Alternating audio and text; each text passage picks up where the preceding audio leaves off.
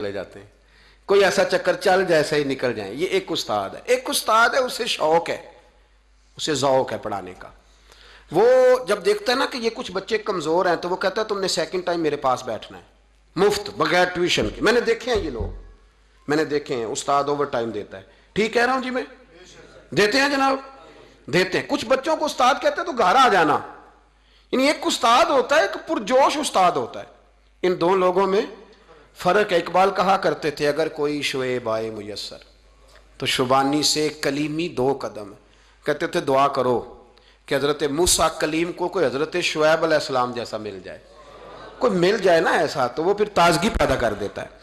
تو کچھ پرجوش. امام مالک رحمۃ اللہ علیہ کے ایک شاگرد کہتے ہیں کہ میرے استاد جو تھے وہ بڑے پرجوش تھے علم پڑھانے میں، شوق ہوتا ہے پڑھانے کا.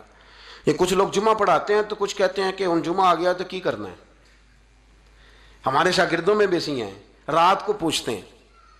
ایک سے میں نے آج سویرے پوچھا، میں نے کہا بیٹے آج تو جمعہ پڑھانا ہے کی تقریر کرنے کے اندر استاد جی ڈیسائیڈ نہیں کیتا.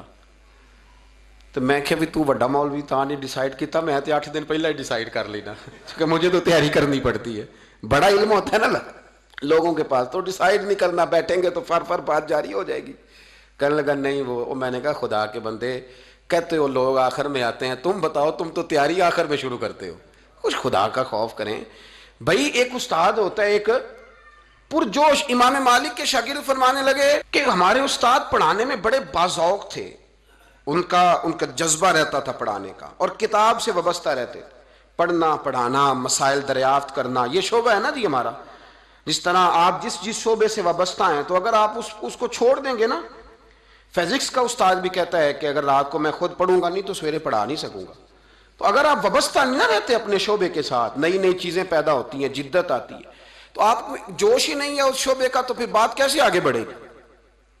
تو کہتے ہیں امام مالک بڑے جب بیمار ہو گئے شدید تو شاگرد کہتے ہیں میں تیمارداری کرنے گیا تو میں نے جب دیکھا تو مجھے چہرہ دیکھ کے سمجھ آئی کہ امام مالک کا اب آخری وقت ہے. بڑے کمزور ہو گئے اور معدے میں اور پیٹ میں اتنی تکلیف تھی کہ انہیں دودھ پلایا جا رہا تھا چمچ کے ساتھ، پیالے کے ساتھ، صرف دودھ پی سکتے تھے، کمزور ہو گئے. فرماتے میں جا کے بیٹھا. زندگی میں کبھی ایسا نہیں ہوا تھا کہ میں جاؤں اور امام صاحب کسی دینی مسئلے پر مجھ پر گفتگو نہ کریں. آج میرے دل میں خیال تھا کہ اب تو اس وقت تو ہوش ہی نہیں رہتی کوئی آدمی. لیکن کہتے ہیں میں جا کے بیٹھا ہی تھا کہ امام صاحب نے آنکھیں کھولی. فرمایا ماشاءاللہ آپ آئے ہیں، چلو یار میں ابھی کو بندہ ہی تلاش کر رہا تھا، ایک مسئلے پہ بات کرنی تھی. کہتے ہیں لفظ نہیں پورے ادا ہوتے، ان کے جملے ٹوٹتے ہیں، بیچارے کمزور ہو گئے، بڑھاپا ہے، ایک مسئلے پر بات کرنی تھی. تو فرماتے ہیں کہ میرا دل نہ اتنا نرم ہوا کہ میرے آنسو بہہ گئے. میں نے کہا اس حال میں بھی استاد جی آپ کو دین کی فکر ہے. کہنے لگے یار ایک آدمی نے مسئلہ پوچھا ہے تو اس کو حل کر کے دینا ہے، یہ رسول اللہ کا دین ہے. علماء کی ذمہ داری ہے آسان کر کے لوگوں تک پہنچائیں. ہر آدمی استقرت تو میں نے وہ دینا ہے، یہ میری وفا ہے اپنے مذہب کے ساتھ، آخری دم تک دینا. میں اپنی حیاتی تو قربان تھی وہاں میری محمد بکیندے گزر گئی. یہ کرنا ہے کام، لوگوں کو آسان کر کے دین پہنچانا ہے. فرماتے ہیں کہ میں نے کہا استاد جی فرمائیں. کہنے لگے یار یہ حج کے موقع پر جو رمی جمار ہوتی ہے، جمرے کو شیطان کو کنکر مارے جاتے ہیں. پوچھنا یہ ہے کہ دونوں طرح سے سنت ہے، پیدل بھی مار سکتے ہیں سواری پہ بھی. تو یہ بتا کہ پیدل افضل ہے یا سواری پہ افضل ہے؟ تو کہتے ہیں میں نے کہا استاد جی میرا خیال ہے پیدل افضل ہے، لوگوں کو تکلیف کم ہوگی. تو کہنے لگے نہیں تو نے غلط کہا ہے، کھانا نہیں کھایا جا رہا. لیکن استاد ہیں تو جوش کتنا ہے. فرمانے لگے تو نے غلط کہا. کہتے ہیں میں نے کہا پھر استاد جی سواری پہ افضل ہے اگر پیدل افضل نہیں. کہنے لگے نہیں تو نے پھر بھی غلط ہی کہا ہے. کہتے ہیں میں نے کہا حضور دونوں طرح غلط ہے تو صحیح کیسے ہے؟ فرمانے لگے بیٹے اگر اس بڑھاپے میں بھی میں مسئلہ بتانے میں تیزی نہیں کرتا، تحقیق کرتا ہوں، تو نے جوانی میں تیزی کرنی شروع کر دی ہے. سوچا ہی نہیں بات کو، فٹافٹ بیان کر دی کہ اگر یہ نہیں تو یہ. حکمت والا ہے، اس کو سمجھنا پڑتا ہے، حکمت کے ساتھ پھیلتا ہے. کہتے میں نے کہا استاد جی حکم کریں پھر آپ بتائیں کیسے افضل ہے.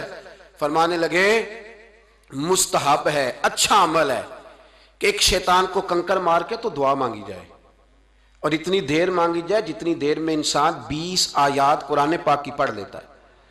اور یہ مستحب عمل ہے، یعنی کرے تو ثواب ہے، نہ کرے تو گناہ نہیں. مستحب ہے کہ دوسرے کو کنکر مار کے پھر دعا مانگی جائے، تیسرے کو کنکر مار کے کھڑے نہیں ہونا، دعا مانگتے مانگتے چلے جائیں.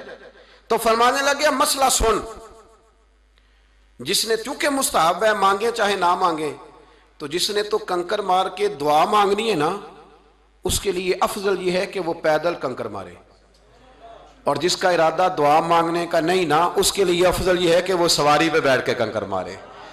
تو دونوں جہتیں بدل جائیں گی۔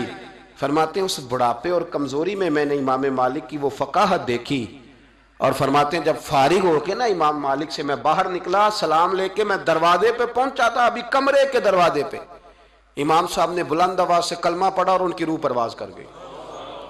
بلند آواز سے کلمہ پڑھا، روح پرواز کر گئی۔ اتنا دین کا جذبہ، شوق، اتنا طبیعت کے اندر درد دین کے لیے کہ آخری وقت تک مسائل دین میں غوطہ زنی، کس طرح کر کے امت کو آسان دین پہنچایا جائے۔